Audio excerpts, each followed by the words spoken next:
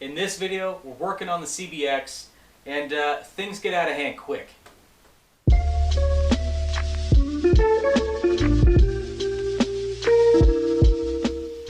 Alright, so we got the CBX in the garage finally. So this thing has just been kind of sitting at the warehouse, and I haven't been able to get my hands on it to kind of go through and do the first real initial assessment of the bike. In detail, I should say. Obviously, I've combed this thing over, I've looked at it, up close before I bought it, but I want to look closer now. So priority one for this thing, for what I'm going to do is kind of inventory what is good, what is bad. We're going to, I got the service manual here. That's always step one. And I'm going to try to test some of the charging system, ignition system, that kind of thing, and see, again, just what works, what doesn't.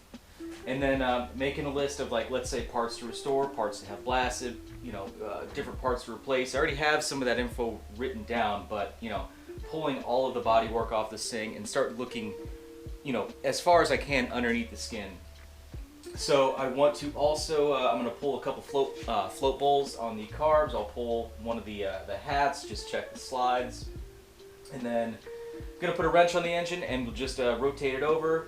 I've also got a bore scope. I'm going to go ahead and look down in the cylinders and make sure, just take a peek in there. We're just going to inspect this thing. We're going to go through it with a fine-tooth comb and see where we need to go from there. So should be an exciting thing, and there's no real like specific mission or goal. Like I'm not trying to get it running today or anything like that, but I just want to kind of see where my baseline is, and I want to do it safely because I don't want to damage anything on this bike. So let's get going. Alright, so I got all the body work off this thing real quick, and this is stuff I knew, but the bike did not have an airbox lid on it. So you can see down in there, we have evidence of like mud daubers and stuff like that, so there is potential that some of the carb inlets could be blocked or whatever, have debris in them, so that's gonna be pretty crummy. So anyway, just one of the things we're noticing, but you can kind of see quickly getting the skin off of this thing, the actual overall condition of it. Like the frame, the paint is in actually really good shape. There are a couple spots of like corrosion, but that's normal. Overall though, pretty much everything is here, which is good. We have a lot to work with.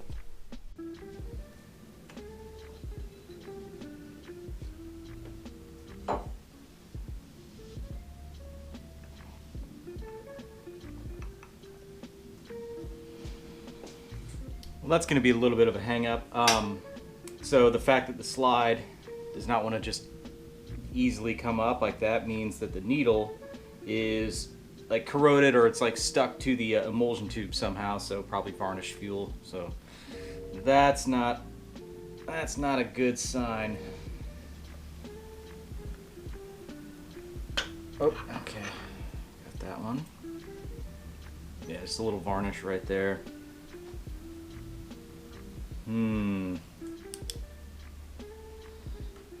I can actually see a little bit of a mud dauber piece inside that carb, which is unfortunate.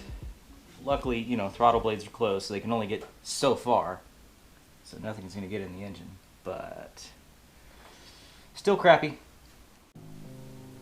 So I've had the bore scope here, and I've just been looking in the cylinders. So far what I'm seeing is just a little carbon buildup on the pistons. No real corrosion, which is good. So far so good though. Definitely wanted to check that out. So I'm going to rotate the engine over and look back into the cylinders where the pistons are high on the bores right now, and then vice versa. Alright, so I got the side cover pulled off, and we have a wrench. I'm going to rotate this thing over and just kind of see how it feels. There's there are no spark plugs in here, so it's not going to build compression or anything, which is good because I just want to feel the smoothness of the engine in general.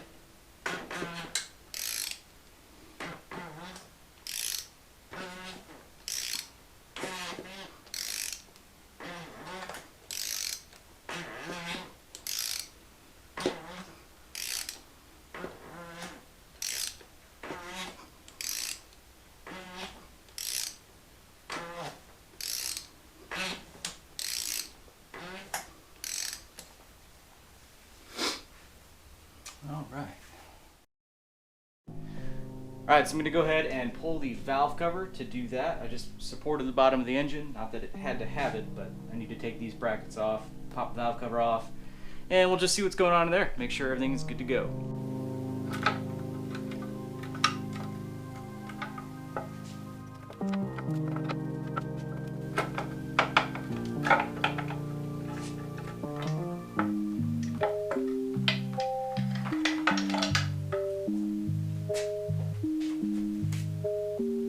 Alright, let's dig in. Alright, so I've been working on disassembling some of the stuff on the bike here, just trying to gain access to more of the airbox, some of the wiring underneath, and these are the igniters, the ignition units. So there's going to be 3 of them, so 2 cylinders each. And you can see here this black residue, that's kind of like a tar, basically. So there's like a liquid that they seal all the electronics with, and it looks as though all of them are melted out, which is not good. So I don't know if I can test these on another bike or something, but I'm gonna assume that they are probably bad at this point. Maybe that's why it was parked. And these are getting harder to find. Now, what I could do is buy like a Dynatech ignition for this thing, but then you lose a little bit of originality. So I don't know, we have a decision to make here.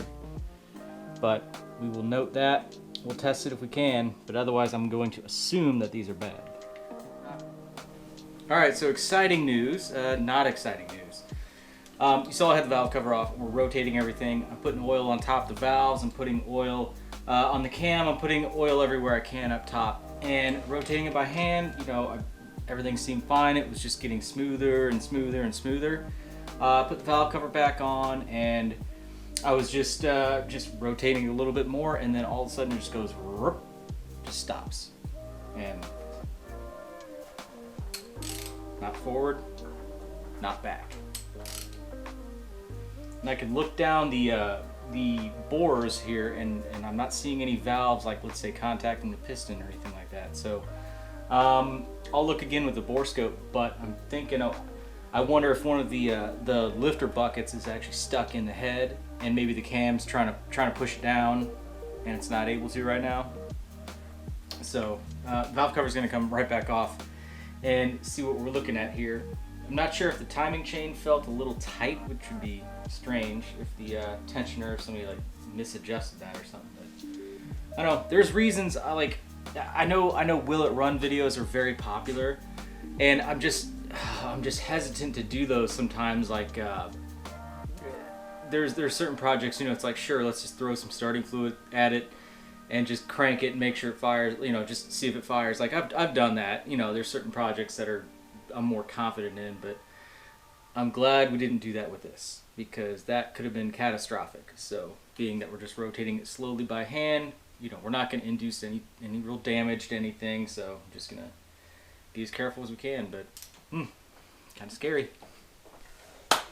Well, things have gone from bad to worse, I guess. I loosened all the cam caps and just tried to inspect everything, and everything up top looks okay. Still couldn't get any movement in the crank, so I decided to just pull the pan just to see if I could possibly see something. And I mean, here's like a gigantic piece of like rubber or something. It might be from something with another clutch, but chunks of metal. That is not fantastic. Not fantastic at all.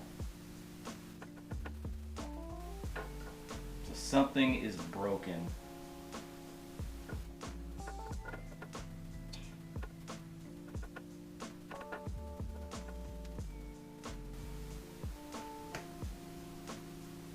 Man, I don't know what this is.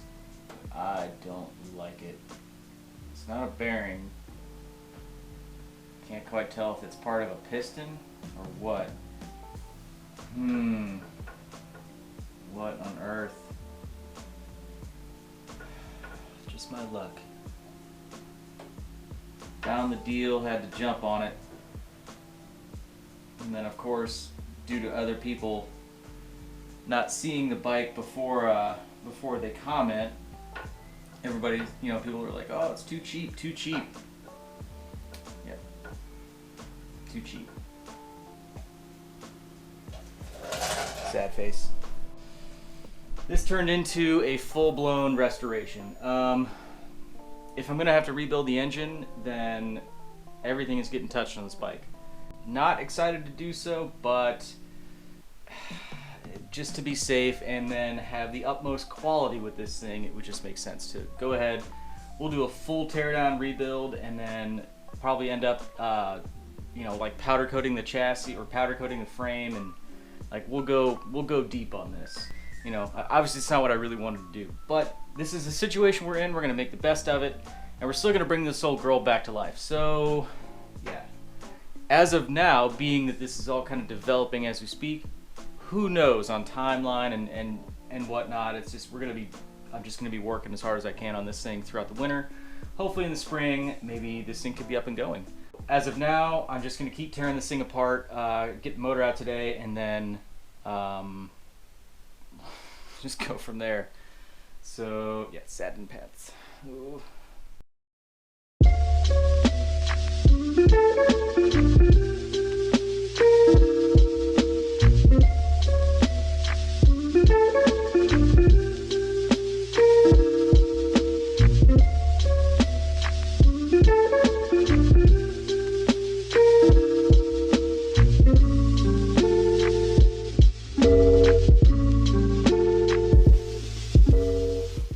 Going back to regular video real quick.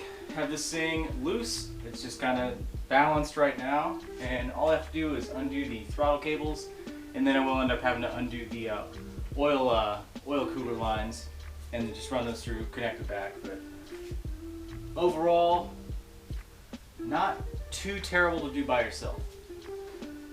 Yeah, just gonna undo these carb linkages if I can get to them. We'll be on our way.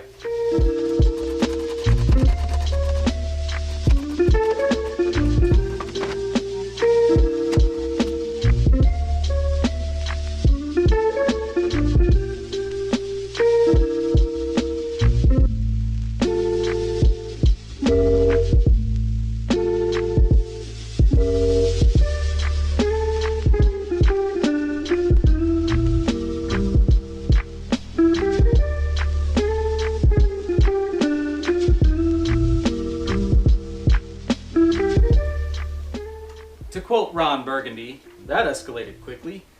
Man, just seems like every bike that comes in here has the engine come out of it. And while I was planning to take the engine out of the bike, I wasn't planning to do a full rebuild, but we're here, it is what it is, and ultimately all this means is that this bike is going to go to a higher tier restoration level, and that's not a bad thing.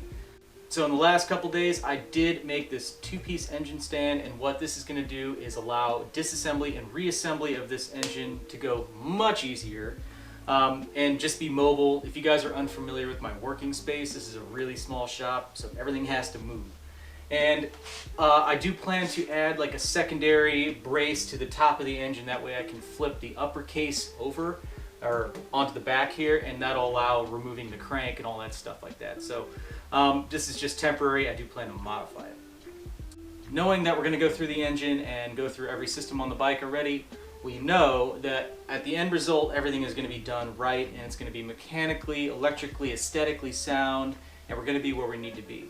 So it's just going to be, you know, it's going to be a cool project. It is tempting, however, to keep this as office or desk art, so to speak, because CBX engine by itself just looks freaking rad if you're asking me.